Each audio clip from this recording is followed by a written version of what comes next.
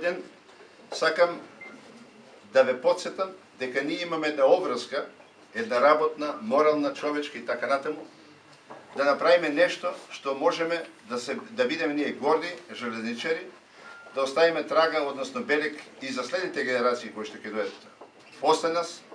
да се заблагодарам исто така на присутните овдека од деловниот сектор, од бизнес заедницата, од Стопанска комора и сите кои што ќе бидат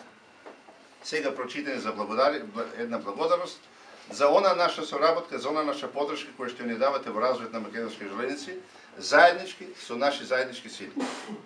Значи, еве еден краток вовед во ова моје обраќање по повод денот на железничарите на Македонија и по тој повод од страна на македонски железници сакаме на одредени фирми, на одредени поединци да се заблагодариме за нашава, односно заедничка соработка во овој развој, во овој етап. Се надевам дека до година